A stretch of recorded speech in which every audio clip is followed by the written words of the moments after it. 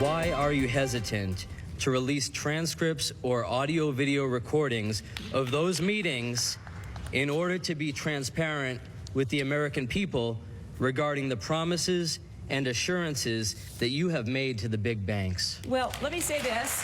I am happy to release anything I have when everybody else does the same, because every other candidate in this race has given speeches to private groups, including Senator Sanders.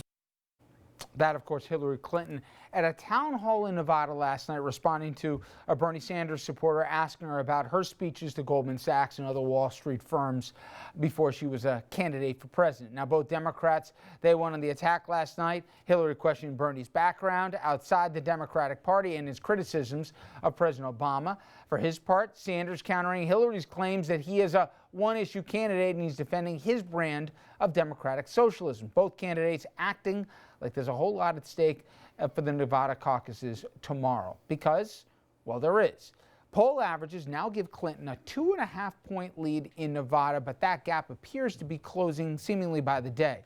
It's down from 20-plus point margin as recently as this past December. Let's bring in our panel right now. Shelley Mayer is Democratic Assemblywoman representing Yonkers. To her left, Dominic Carter, political journalist and author. Scott Vanderhoff. Scott's a 5-time former Republican Rockland County executive. And Andrew Whitman, our senior political correspondent and obnoxious Capitals fan. All right.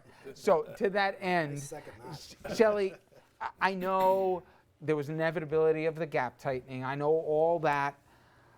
But I have spoken to prominent Hillary supporters, including Nita Lowey and the rest, and they can't make heads or tails out of the gender issue and how it seemingly backfired and how the younger female population has broken seemingly consistently beyond even New Hampshire for Sanders. And from a messaging standpoint, how she has to pivot almost from having arguably the best credentials to being the best candidate. I watched last night, one of the few maybe who did, but I watched last night. She seemed to have a good edge to her. She wasn't taking it anymore. But what does she have to do and what has to happen tomorrow in Nevada where this doesn't become a nightmare for her? Well, the first thing is Nevada's a caucus, and it really is different than a traditional primary, and I think we should take the polls with a grain of salt. That being said, clearly, you know, I am strongly for Hillary Clinton. I think she's the most qualified. I think she brings the most to the table, and she's the best for America.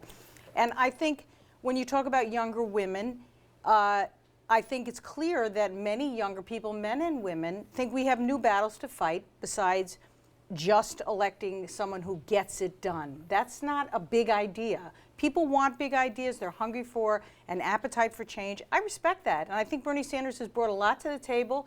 He's made the conversation deeper and better. But at the end of the day, I think those young people and other people who are Sanders supporters will be very proud to support Hillary Clinton. Dom, if she loses tomorrow, how bad is it? It will certainly be a little bit of a black eye in terms of media coverage. It will slow down her momentum, but I think that after tomorrow night, Nevada, no offense, is a complete afterthought. If she squeaks past in Nevada, the inevitability argument starts again. She's expected to win and win big in South Carolina. Right.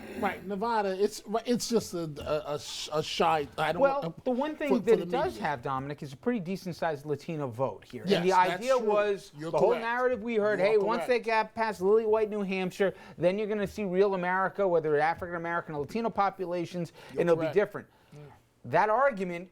What happened? Because Nevada's got a big Latino population, and if they don't break for Hillary, this whole pushing back this firewall, keeps going on and on. You are correct. Having covered the caucuses in Nevada, I agree with the Assemblywoman 1,000%. I remember a couple of the caucus sites being at the actual casinos on the Strip. And you have a lot of the Latino workers that work at the hotels. It was just very interesting to see. But you do raise a very, very valid point. There goes that argument of let's get beyond the predominantly white states, and Hillary's going to run away with this. So you're right about the Latino part. I just would add that the Culinary Workers Union, which is thousands of workers there, has not endorsed.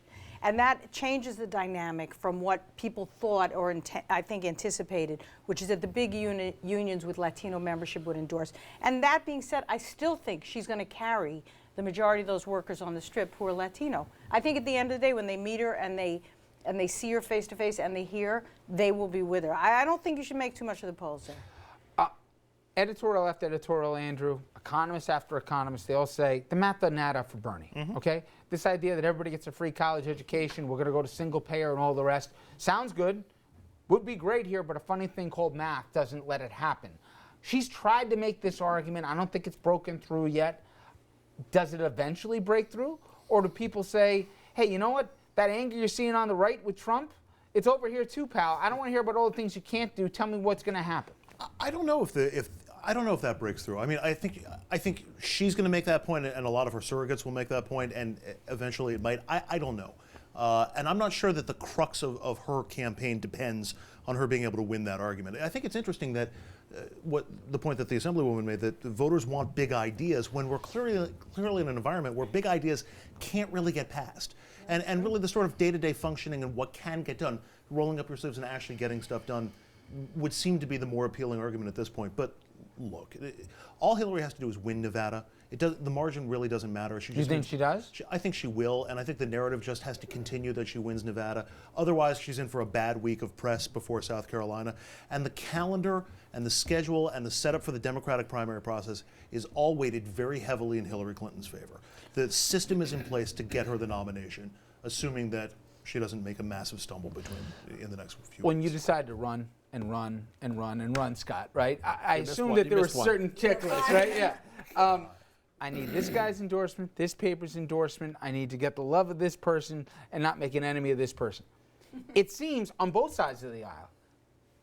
Maybe Nikki Haley will mean something for Republicans. We'll talk about that next second in South Carolina. Clyburn's a legend and an institution in South Carolina. Maybe that'll matter a little bit.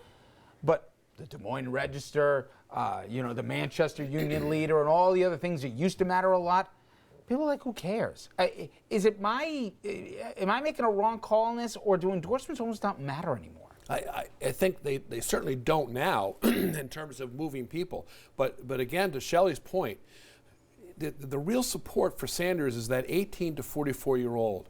The last time when I heard today, Obama and Clinton went, the caucuses, there was only 25 or 26% showed up. Now, if the young folks in college get out to vote, Sanders is going to take this, and he's going to take it more than the polls indicate. He's going to take the. Now, what does that do? It doesn't change. It changes the momentum, but South Carolina is the obvious. I think the point is that Sanders doesn't have a practical way to solve anything, but he. Remember McGovern? Yeah. Well, I was a little young, but I'm with you. Yes, it sounded good. Yeah. I mean, and the young people went, "This is our baby." He wasn't. And I think Sanders is very much like a McGovern type. The young people don't care about the establishment. One last thing. Caucuses are stupid. I was thinking the same. I was just thinking the same thing. Who even understands? I was just thinking Nobody. the same thing. Why do I need to convince somebody about how to vote? I want to vote. Like a Tupperware party, right? Exactly. Close the curtain, pull the lever, punch the chat, You're whatever. basically Why do I need to You're convince basically a group? restricting polling hours to like a 3-hour window. If you're a worker, one of those hotel or culinary workers, you can't go caucus at 9 in the morning or noon or 2 in the Unless afternoon. you really care about the candidate, Well, and no, that benefits a Sanders. The caucus right? only starts They're gonna get there at and like go. 8 o'clock at Can you night. imagine Mark? Okay, and we love At a Mark, caucus? but his temper. Dealing with people who show up who have no idea why they're there, but they're just gonna, and he's got to convince them.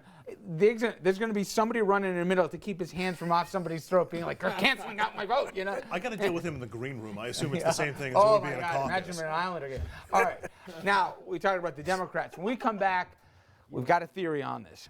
Donald Trump and Kim Kardashian, but stay with me. One begot the other. If not for people like Kim, maybe we wouldn't be stuck with the Donald. After the break, I'm sure everyone will disagree, but the reality TV era of politics is firmly upon us. We'll debate.